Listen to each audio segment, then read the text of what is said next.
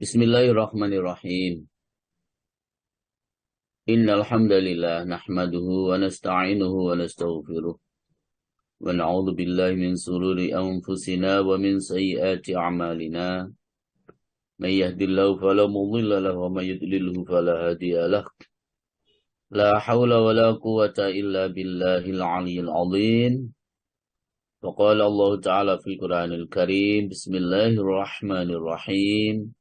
ومن الناس من يشري نفسه ابتغاء مرضات الله والله رؤوف بالعباد صدق الله العظيم أما بعد.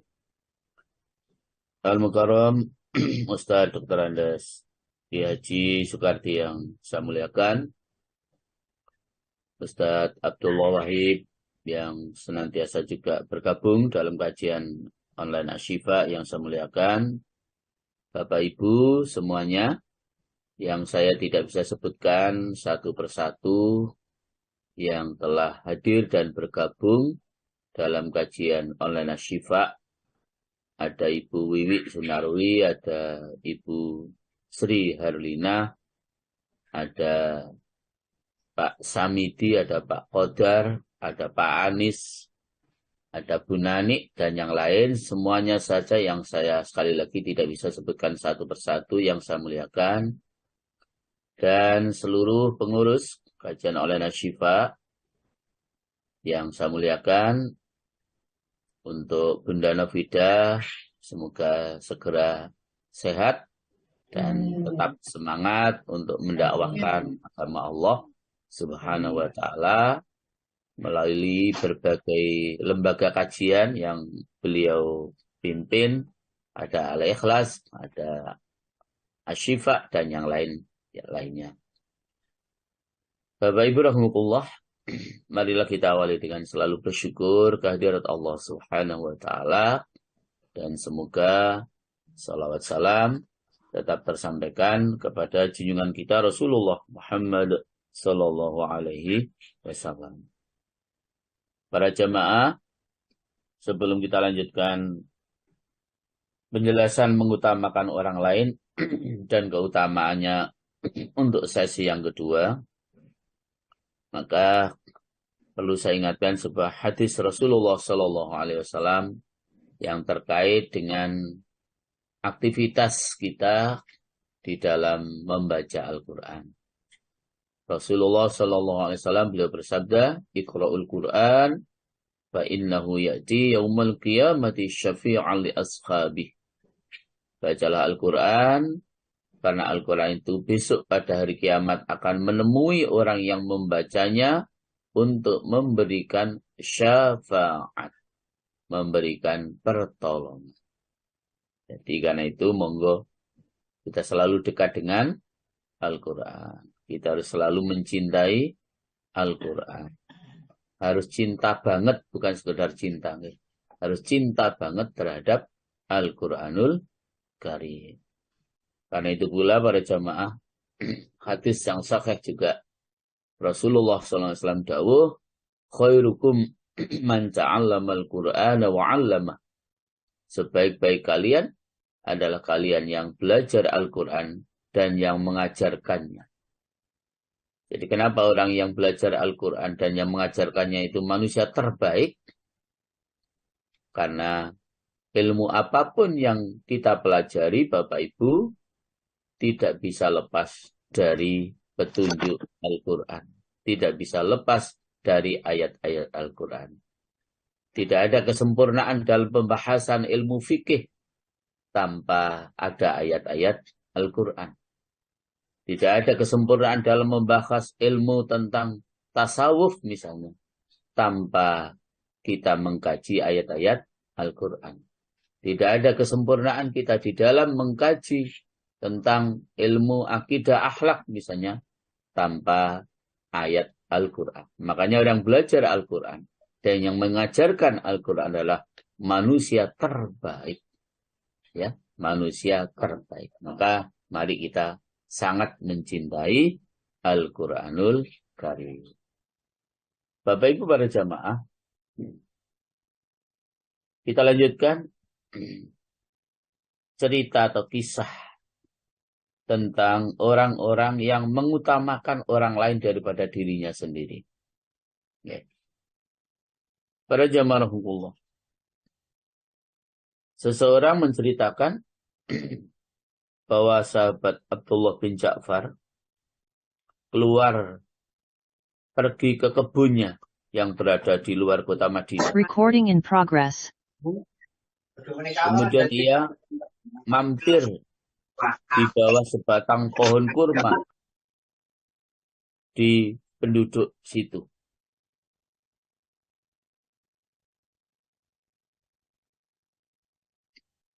Maka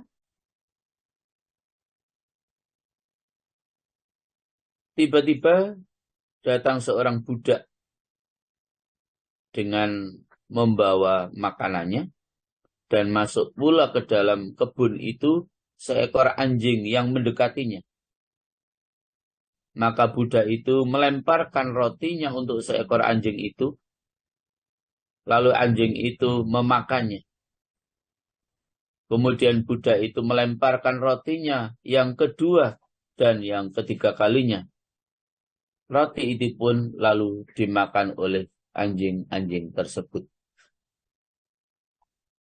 Abdullah bin Ja'far memperhatikan perbuatan budak itu. Lalu ia bertanya, "Hai gulam atau budak, berapa potong roti yang kamu makan setiap harinya?" Budak ini menjawab, "Para jamaah, tidak tentu tuan. Bisa saya membawa sepotong, 2 potong, 3 potong, atau bahkan lebih." Abdullah bin Ja'far kemudian bertanya lagi, "Mengapa kamu mengutamakan anjing ini dengan roti-rotimu tadi?" Budak itu menjawab, "Sebetulnya di tempat ini tidak ada anjingnya. Anjing ini datang dari tempat yang jauh dan datang ke sini dalam keadaan lapar." Maka kata budak ini, "Saya tidak senang apabila saya sendiri yang kenyang, sementara anjing-anjing ini sedang dalam keadaan lapar." Maka Abdullah bertanya lagi, "Apa yang akan kau perbuat pada hari ini?" Budak itu berkata, "Biarlah hari ini saya dalam keadaan lapar. Yang penting anjing-anjing tadi itu kenyang." Mendengarkan cerita si budak yang begitu luar biasa mengutamakan kepentingan orang lain, makhluk Allah yang lain daripada dirinya sendiri, maka Abdullah bin Ja'far berkata, "Engkau tahankan kepedihan demi kemurahan hati. Sesungguhnya budak ini," kata Abdullah bin Ja'far, "lebih pemurah dibandingkan diri saya sendiri." Kata Abdullah bin Ja'far.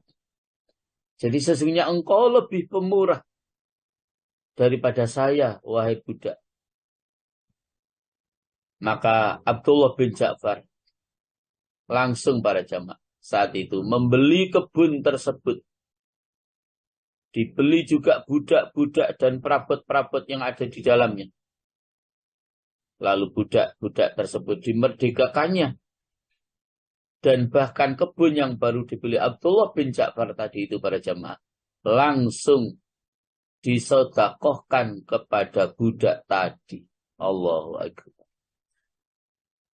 Jadi karena terinspirasi seorang budak yang lebih mengutamakan seekor anjing yang dalam keadaan lapar, diberikan rotinya, Abdullah bin Ja'far merasa budak ini jauh lebih pemurah dibandingkan saya. Maka karena itulah kebun tadi langsung dibeli oleh Abdullah bin Ja'far. Budak tadi langsung juga dibeli dan dimerdekakannya. Setelah kebunnya dibeli, budaknya dimerdekakan dengan dibeli juga oleh Abdullah bin Ja'far, maka kebun tersebut langsung diberikan, disedekahkan kepada budak tersebut. Masya Allah. Ini luar biasa. Jadi pemurah hati kita bukan hanya untuk sesama manusia para jamaah, tetapi pemurah hati kita harus kita tunjukkan dan kita sampaikan kemurahan hati kita ini kepada semua makhluk Allah. Saya pernah melihat seorang pemuda yang membawa sekantong makanan, dan ternyata saya melihatnya para jamaah. Beberapa kali dia naik motor itu berhenti ketika melihat kucing. Begitu melihat kucing langsung dibuka kantongnya, disiapkan makanan di dekat kucing itu. Dan itu berkali-kali saya lihat. Masya Allah. Ini luar biasa juga. Seorang pemuda. Sehingga para jamaah, saat saya umroh September tahun 2022 yang lalu, pas di Madinah itu banyak kucing, saya melihatnya kok kurus-kurus banget gitu. Kasihan saya, dia hanya mengendus-endus tanah-tanah yang sengaja ditaruh di situ untuk tanaman-tanaman yang baru ada di situ, dan sama sekali tidak ada makanan atau sisa makanan yang bisa dimakan oleh kucing-kucing itu. Saya menjadi kasihan, ini kucing mesti kurang makan, ini kok kurus-kurus banget. Ya. Sehingga kemudian akhirnya saya punya niat, kapan-kapan nanti kalau saya umroh, saya bawa makanan kucing itu. Nanti kalau ketemu langsung saya berikan makanan kucing itu biar dia merasa kenyang dan tidak lagi merasa lapar. Bapak Ibu rahmatullah. Jadi memang tertib mushaf, bukan tertib nuzul, ya. Tertib mushaf. Memang surat yang pertama adalah surat Al-Fatihah. Dan di dalam surat Al-Fatihah itu Allah langsung menunjukkan sifat Rahman Rahimnya, belas kasihnya kepada semua makhluk Allah. Wabil khusus juga Rahman Rahim untuk makhluknya yang paling mulia yang namanya manusia ini. Tidak ada para jamaah satu makhluk pun yang tidak mendapatkan Rahmannya Allah, Rahimnya Allah ketika di akhirat, khususnya untuk orang-orang yang beriman dan beramal soleh. Bapak Ibu para jamaah, itu iktibar pertama, pelajaran pertama tentang mengutamakan kepentingan orang lain dibandingkan dirinya sendiri. Berikutnya para jamaah, sahabat Umar radhiyallahu an berkata bahwa sahabat Rasulullah SAW menghadiahkan kepala kambing kepada seorang laki-laki. Lalu lelaki itu berkata, sesungguhnya temanku lebih memerlukan pada kepala kambing itu daripada. Maka dikirimkannya kepala kambing itu kepada temannya. Dan senantiasa seorang yang dikirim itu mengirimkannya lagi kepada temannya yang lain.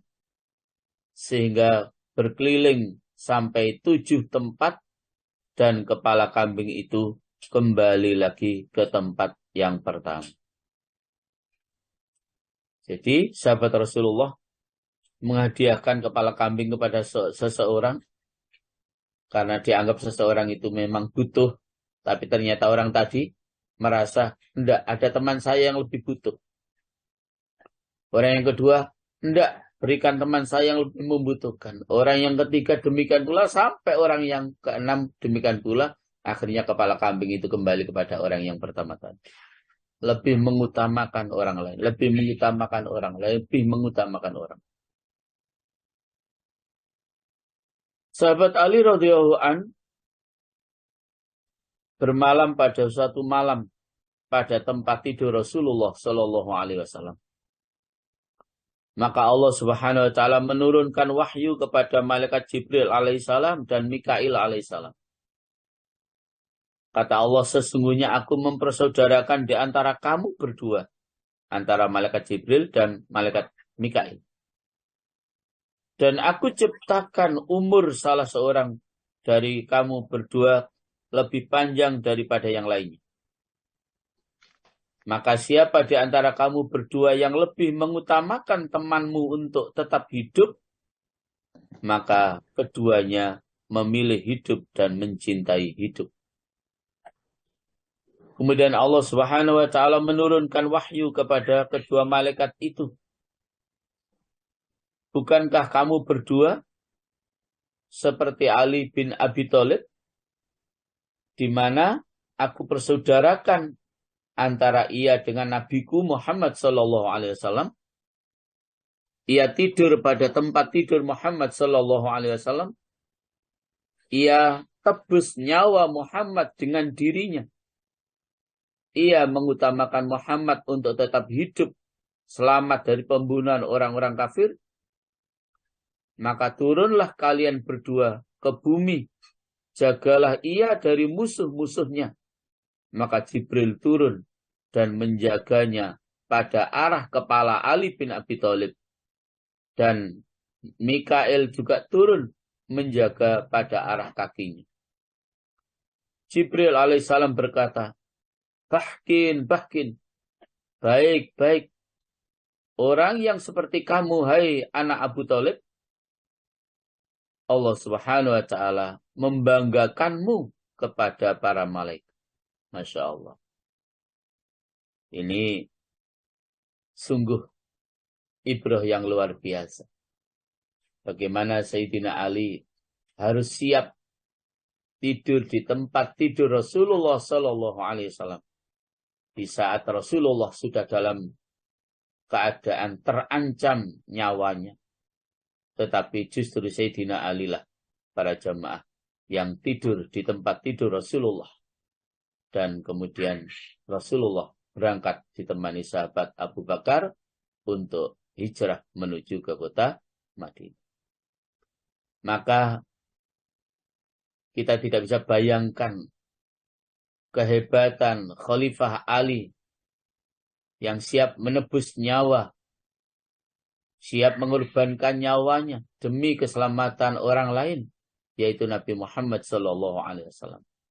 Maka karena itulah, karena keikhlasan Khalifah Ali itulah, Allah mengirim dua malaikat untuk menjaga keselamatan Ali bin Abi Thalib. Karena itulah kemudian malaikat itu mengatakan, bakin, baik. Orang yang seperti kamu, hai anak Abu Thalib, itu adalah orang yang luar biasa. Makanya kemudian Allah Subhanahu wa taala membanggakanmu di hadapan para malaikat. Karena itulah kemudian Allah Subhanahu wa taala menurunkan ayat di dalam surat Al-Baqarah, Bu Indri, ayat 207. Bismillahirrahmanirrahim. Wa minan nasi man yashri nafsahu ibtigha'a mardatillah. Wallahu ra'ufum bil ibad. Monggo Bu Indri. Ji Ustaz, auzubillahi minasyaitonirrajim. 207 nggih Ustaz. 207. Dan di antara manusia ada orang yang mengorbankan dirinya untuk mencari keridhaan Allah. Dan Allah Maha Penyantun kepada hamba-hambanya. Bapak Ibu rahimahullah. Dan di antara manusia ada orang yang mengorbankan dirinya karena mencari keridhaan Allah. Masya Allah. Khalifah Ali luar biasa. Siap mengorbankan dirinya. Ya, untuk semata-mata mencari ridha Allah. Siap untuk mengorbankan nyawanya demi kepentingan orang lain, yaitu Rasulullah Muhammad Sallallahu Alaihi Wasallam. Bapak Ibu rahimahullah, sahabat Hudzaifah Al-Adawi bercerita, bahwa pada hari perang Yarmuk di Syam atau Syria, saya pergi mencari anak pamanku dan saya membawa sedikit air. Saya berkata dalam hatiku bahwa jikalau anak pamanku itu dalam situasi yang mengkhawatirkan dari segi hidupnya, karena dalam kondisi situasi perang, niscaya ia akan kuberi minum dan saya usap mukanya dengan air ini. Tiba-tiba saya sudah berada di hadapannya, lalu saya berkata kepadanya, maukah kamu kuberi minum? Maka ia mengisyaratkan, iya. Tetapi tiba-tiba ada seorang yang mengaduh, maka anak pamanku itu mengisyaratkan kepadaku supaya saya pergi membawa air kepada orang itu. Maka saya datangi lelaki itu. Rupanya ia adalah Hisham bin As. Maka saya bertanya kepadanya, maukah kamu kuberi minum? Kemudian terdengar pula orang lain yang merintih, Hisham lalu mengisyaratkan supaya saya pergi ke tempat orang itu. Maka saya datangi pula orang itu. Tiba-tiba ia sudah meninggal. Lalu saya kembali kepada Hisham. Tiba-tiba ia sudah meninggal. Kemudian saya kembali kepada anak pamanku, kata Hudzaifah. Tiba-tiba ia juga sudah meninggal. Semoga rahmat Allah Subhanahu wa ta'ala selalu diberikan kepada mereka semua. Masya Allah. Sampai dalam situasi perang, yang dalam kondisi haus, yang luar biasa, tetapi tetap saja orang tadi, anak paman daripada sahabat Hudzaifah tadi itu, begitu mendengar temannya yang lain merintih karena kehausan, air tadi disuruh memberikan kepada temannya tadi. Tetapi sebelum diterima oleh temannya tadi mendengar orang lain juga merintih karena kehausan, dia tidak mau menerima, berikan kepada teman tadi itu. Dan ternyata orang yang ketiga yang didatangi oleh Hudzaifah tadi sudah meninggal dunia. Akhirnya kembali kepada orang yang kedua tadi. Orang yang kedua juga ternyata sudah meninggal dunia. Kembali kepada anak paman daripada Hudzaifah, ternyata dia juga sudah meninggal dunia. Masya Allah. Jadi dalam situasi sulit seperti itu, dalam situasi perang seperti itu, tetap saja ada ibrah pelajaran untuk lebih mengutamakan kepentingan orang lain dibandingkan dirinya sendiri. Itu dalam situasi perang seperti itu. Masya Allah, ini luar biasa. Kemudian, sebagian orang-orang sufi atau orang-orang tasawuf pernah juga bercerita. Kita berada di Tursus, nama kota di tepi pantai Syria. Kami berkumpul pada satu rombongan. Kita keluar melewati pintu Al-Jihad dan kita diiringi pula oleh seekor anjing kampung. Maka ketika kita telah sampai pada luar pintu, tiba-tiba kita melihat seekor bangkai hewan. Kemudian kita naik ke tempat yang tinggi dan duduk-duduk di tempat itu. Dan ketika anjing itu melihat bangkai tersebut, lalu ia kembali ke kampung. Dan ketika telah sesaat anjing itu kembali lagi dengan anjing-anjing yang lain, yang jumlahnya kurang lebih 20 ekor anjing. Maka anjing yang satu itu mendatangi bangkai dan ia duduk-duduk saja pada suatu tempat. Adapun anjing-anjing yang lainnya berkerumun pada bangkai itu, sehingga bangkai itu habis dimakannya. Dan tinggallah tulang belulangnya. Kemudian anjing-anjing itu pulang semua ke kampung. Dan bangunlah anjing yang seekor tadi itu. Seraya ia datangi tulang belulang itu. Lalu dimakannya apa yang masih tertinggal sedikit. Kemudian ia pun pergi. Bapak Ibu rahmatullah. Jadi anjing pun seperti itu. Hewan pun seperti itu, jemaah. Punya belas kasih kepada temannya. Bahkan lebih mengutamakan temannya daripada dirinya sendiri.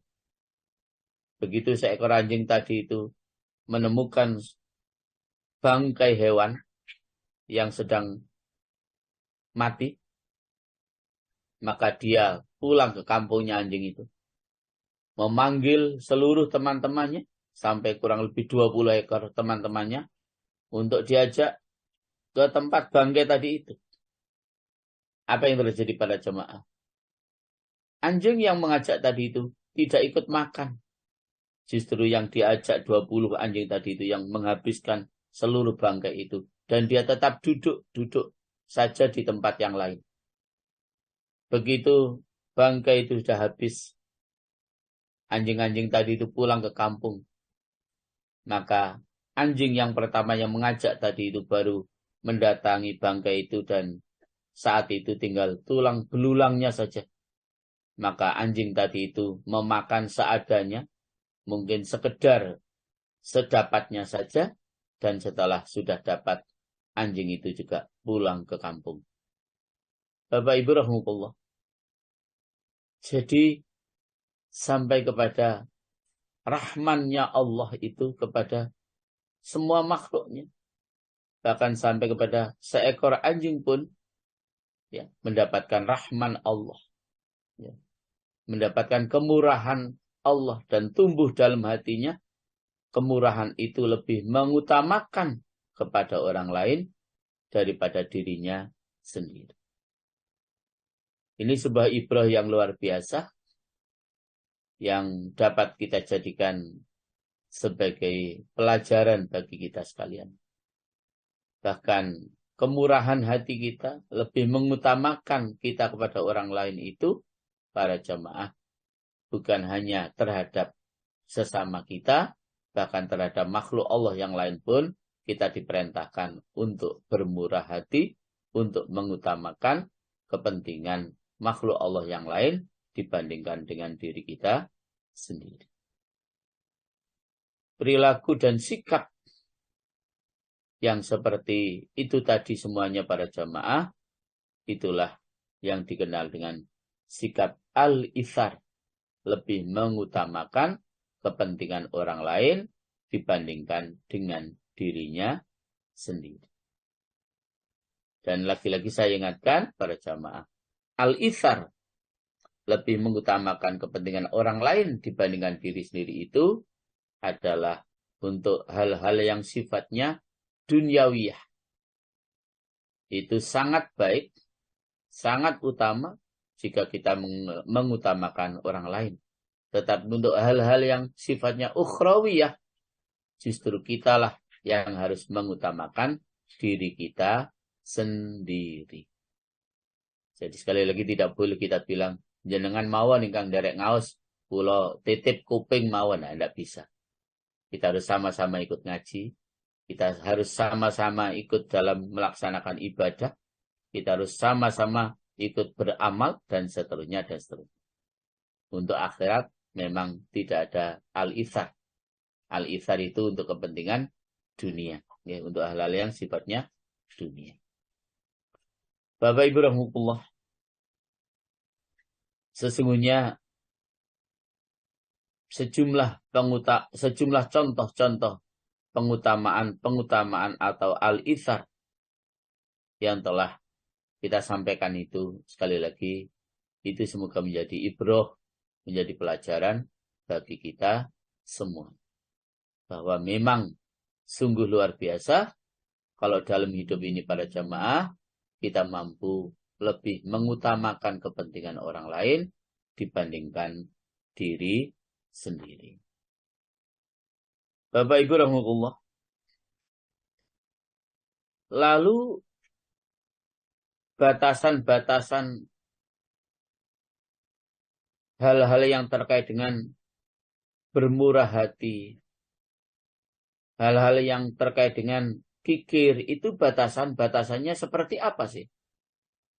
Bahwa kita itu dikatakan bermurah hati. bahwa kita itu dikatakan kikir. Itu batasan-batasan yang sesungguhnya sampai di mana batasnya kita dianggap murah hati, kita dianggap kikir itu. Para jamaah rahimakumullah. Memang tidak ada seorang pun yang kemudian bisa mendefinisikan, ya. Tidak ada seorang pun yang kemudian bisa mentakrifkan, ya, memberikan acuan dan pedoman secara pasti tentang batasan orang itu dikatakan bermurah hati atau tentang batasan orang itu dianggap kikir. Bapak Ibu rahimahullah. Sehingga kemudian justru kadang-kadang yang terjadi dalam penilaian di masyarakat itu jamaah. Kita merasa sudah bermurah hati, tapi masih ada orang yang menilai bahwa kita ini kikir. Ya. Sebaliknya mungkin kita merasa diri kita ini kikir, tapi mungkin orang lain bisa menilai kita bermurah hati. Karena kebetulan orang lain tadi pernah kita bantu misalnya. Pernah kita tolong misalnya.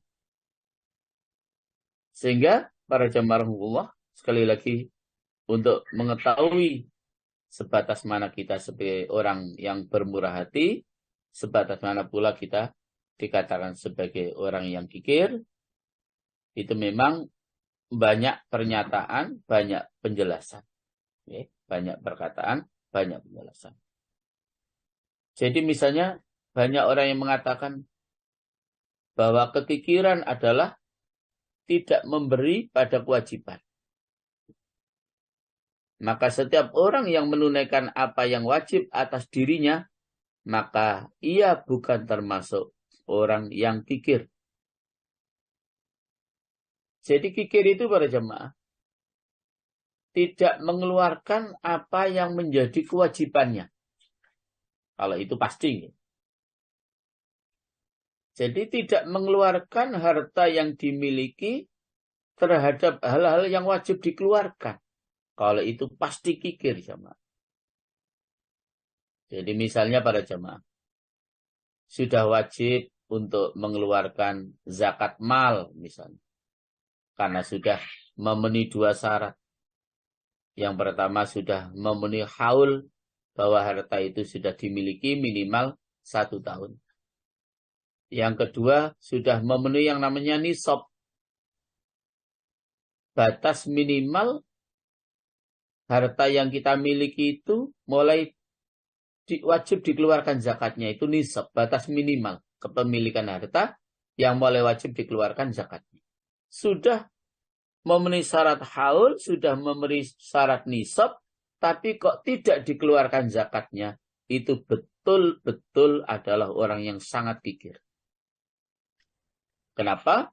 Karena hal tersebut memang harusnya wajib kita keluarkan. Karena memang sekali lagi itu kewajiban kita untuk kita keluarkan. Nah, Bapak Ibu para jamaah rahimakumullah, lebih daripada kita harus mengeluarkan hal-hal yang wajib tadi itu, para jamaah, sebenarnya juga masih ada yang wajib kita keluarkan. Yaitu, kalau yang wajib itu istilahnya wajib bagi agamanya. Yang kedua, biar kita ini tidak dikatakan kikir. Kalau tadi tidak mengeluarkan kewajiban agamanya itu memang betul-betul kikir. Demikian pula, jika kita tidak mengeluarkan wajib bagi muru'ah dan adat kebiasaan yang ada di masyarakat itu.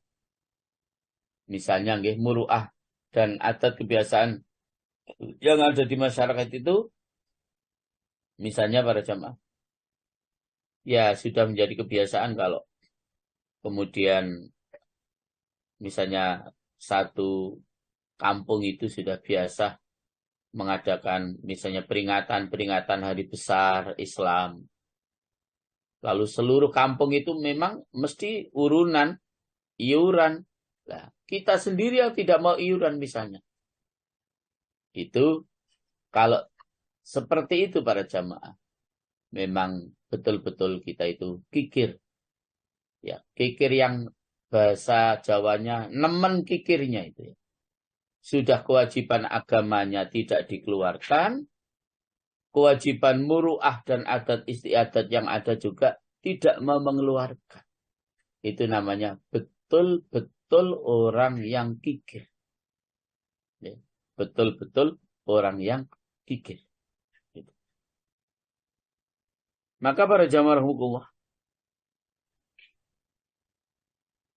begitu pula jika kita katakan di dalam hal kemurahan hati. Oke. Jadi kalau kemurahan hati itu orang yang mau memberi dengan tanpa menyebut-nyebut pemberiannya dan yang mau memberi pertolongan dengan tanpa melihat jenis pertolongan. Atau bahkan para jamaah ya kita pahami lawan katanya saja. Kalau orang yang kikir tadi itu orang yang tidak mau mengeluarkan kewajiban agamanya dan tidak mau mengeluarkan kewajiban muru'ah dan adat istiadatnya, maka sebaliknya orang yang pemurah itu berarti orang yang betul-betul mau mengeluarkan kewajiban agamanya dan mau mengeluarkan hartanya untuk kewajiban muru'ah dan adat istiadat yang ada di sekitar di mana kita berada. Untuk kepentingan sosial lah muru'ah itu begitu. Oke. Kalau yang kewajiban agama itu kan memang wajib kita keluarkan. Tapi yang muru'ah ini kepentingan sosial ini kan bisa saja kita keluarkan, bisa saja tidak. Maka orang yang pemurah itu adalah orang yang betul-betul mau mengeluarkan kewajiban agamanya, mau mengeluarkan hartanya untuk kewajiban muru'ahnya. Itu berarti kita betul-betul sebagai orang yang pemurah. Maka Bapak Ibu, akhirnya semuanya apa yang sudah kita sampaikan itu bisa disimpulkan sebagai berikut. Bahwa memang tidak bisa mencakup dengan hakikatnya sifat pemurah dan sifat kikir yang sebenarnya. Tetapi paling tidak itulah ukurannya. Akan tetapi para jamaah yang harus kita ketahui bahwa harta kekayaan itu dijadikan oleh Allah dengan ada maksud dan tujuan serta ada hikmah. Jadi harta kekayaan itu sekali lagi dijadikan oleh Allah adalah untuk maksud dan tujuan serta hikmah. Apa maksud dan tujuan serta hikmahnya? Harta itu diciptakan oleh Allah dengan maksud dan tujuan itu bahwa harta itu pantas jika dibagi-bagikan untuk memenuhi kebutuhan orang lain. Harta itu sangat pantas jika kita bagi-bagikan untuk memenuhi kebutuhan makhluk Allah Subhanahu wa ta'ala. Maka kemudian jangan sampai kita menahan harta kita yang memang wajib untuk kita keluarkan. Ya. Saat kita harus mengeluarkan, ya memang harus dikeluarkan. Ya. Saat kita memang tidak harus mengeluarkan dalam pengertian memang saat itu kita masih memang membutuhkan untuk diri sendiri, ya saat itu memang kita juga harus menahan untuk sementara, tetapi tidak ada rasa bakhil di dalam hati. Karena kemudian para jamaah, kalau kita ini satu saat mengeluarkan harta dan apa yang kita lakukan dengan kita keluarkan harta kita itu, tetapi di dalam hati kita itu sebenarnya berat. Sebenarnya sangat berat kita mengeluarkan itu.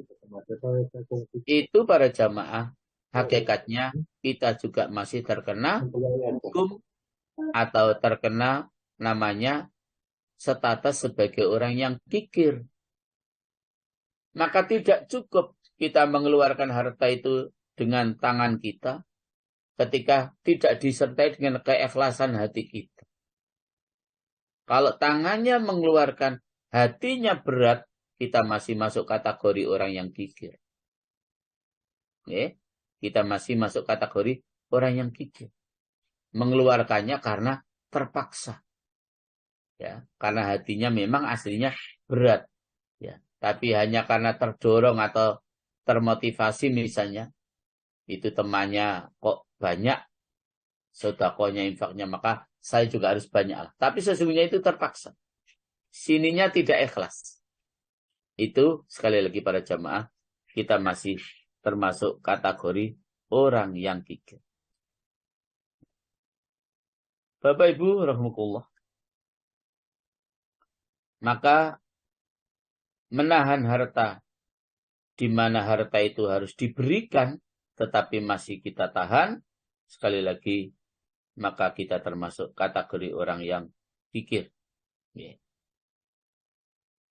Kemudian, memberikan harta, di mana seharusnya harta itu harus ditahan, maka namanya itu sebuah pemborosan.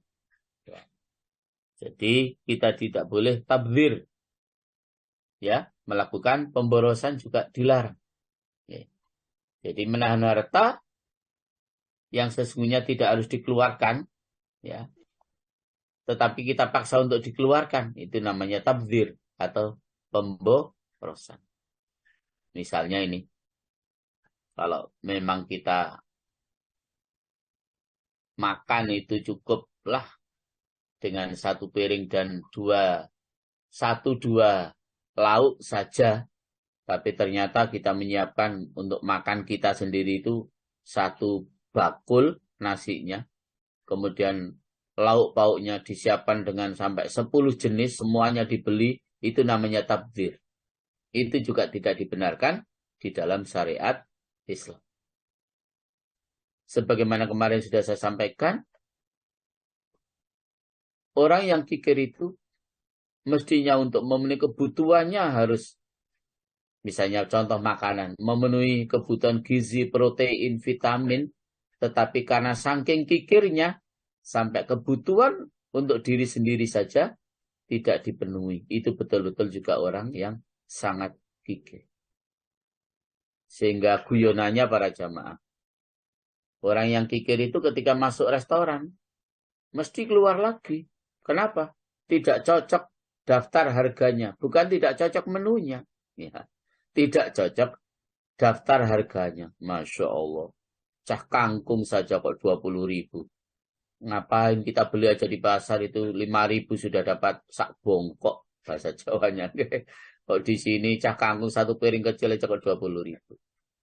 Sampai seperti itu. Jadi keluar dari restoran bukan karena tidak cocok menunya, tapi karena tidak cocok harga dari menu-menu yang disajikan, yang disiapkan tersebut. Nah, Bapak Ibu, karena itu kemudian bagaimana sikap yang paling baik? Memang sikap yang paling baik adalah sikap yang wasatiyah. Sikap yang pertengahan. Tidak boleh kita terlalu kikir, tetapi kita tidak boleh terlalu boros atau tabdir. Jadi terlalu kikir tidak boleh, terlalu boros tidak boleh. Dan hal itu, para jamaah, kita diberikan petunjuk oleh Allah Subhanahu wa Ta'ala di dalam surat Al-Isra, surat yang ke-17, Bu Indri, ayat yang ke-29. Di dalam ayat itu Allah Subhanahu wa Ta'ala berfirman, ولا تجعل يدك مغلولة إلى عنقك ولا تبسطها كل البسط. Ila akhir ayat. Monggo Bu Indri. Ayat 29. Al-Isra 29. Ya Ustaz. Dan janganlah engkau jadikan tanganmu terbelenggu pada lehermu, dan jangan pula engkau terlalu mengulurkannya sangat pemurah. Nanti kamu menjadi tercela dan menyesal. Baik. Terima kasih, Bu Indri. Bapak Ibu, begitu jelas ayat ini. Dan janganlah kamu jadikan tanganmu terbelenggu pada lehermu. Artinya sangat pikir. Ya. Sangat pikir. Kemudian, dan janganlah kamu terlalu mengulurkannya. Jangan terlalu pemurah. Nanti menjadi pemborosan. Ya.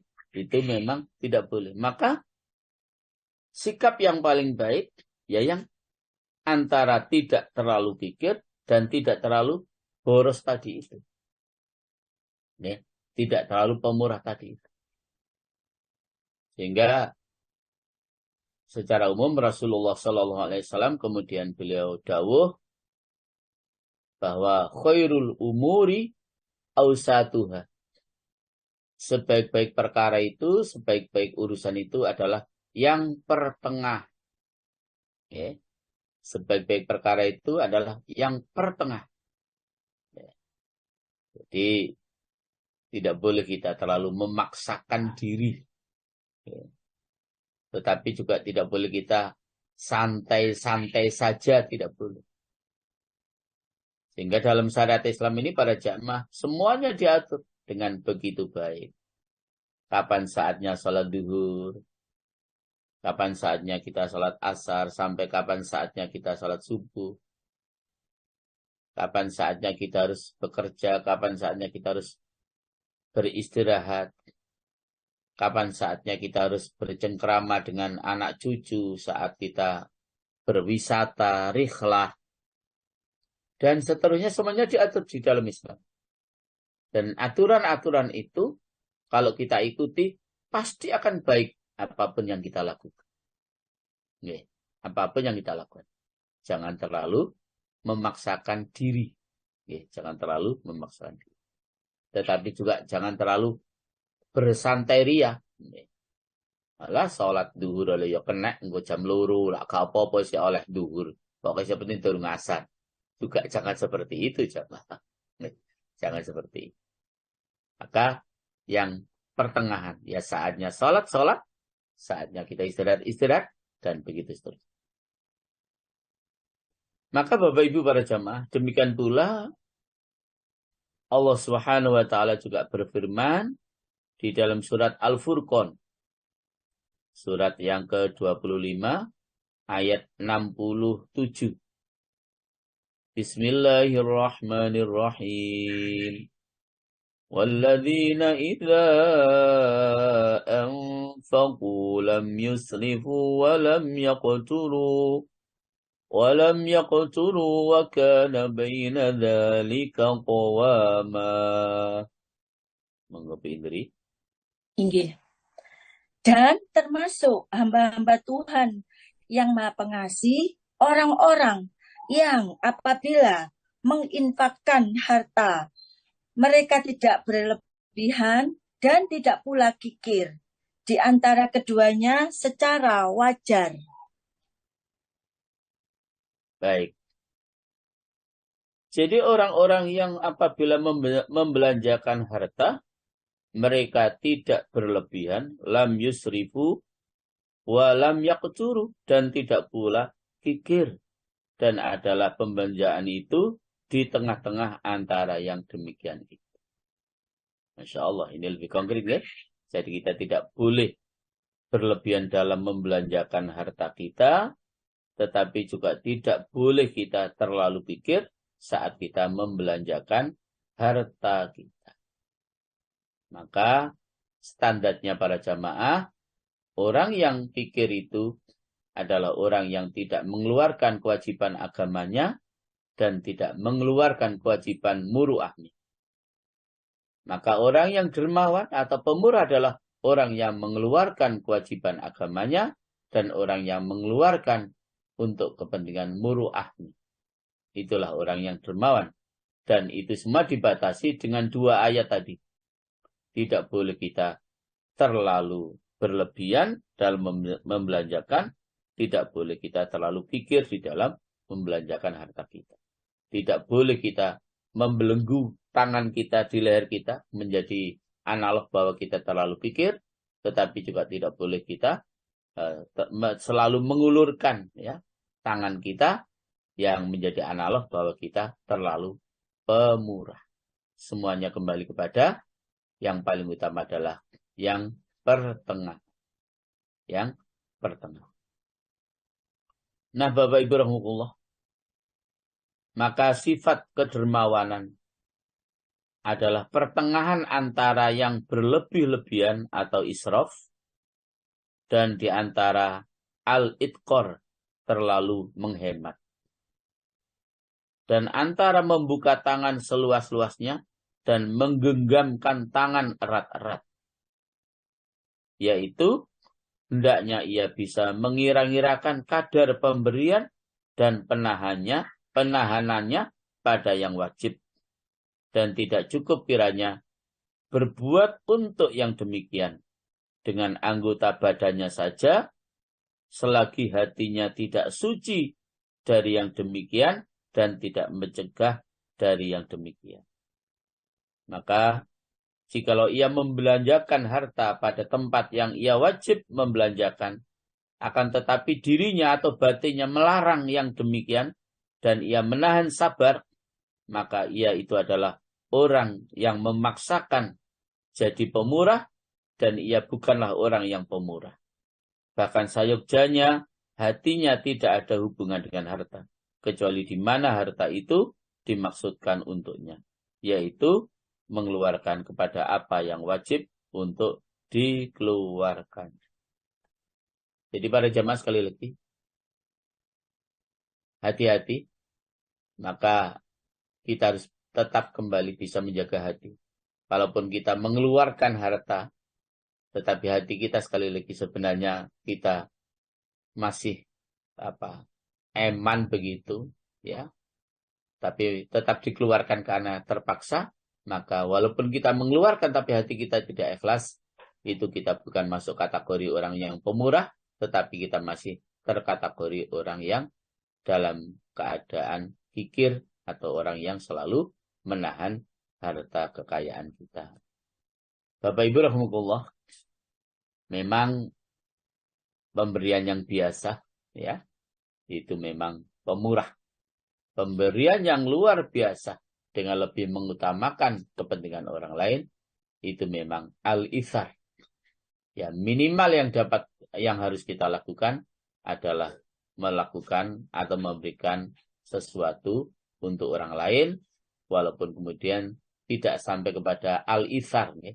Tidak sampai kemudian mengutamakan orang lain. Kalau bisa mengutamakan orang lain, persis apa yang telah dicontohkan oleh Rasulullah Muhammad SAW dan juga apa yang telah dicontohkan oleh para sahabat-sahabat Rasulullah Muhammad SAW. Bapak Ibu rahimahullah, demikian untuk tambahan penjelasan tentang mengutamakan kepentingan orang lain. Kami kembalikan kepada Bu Ririn. Monggo Bu Ririn.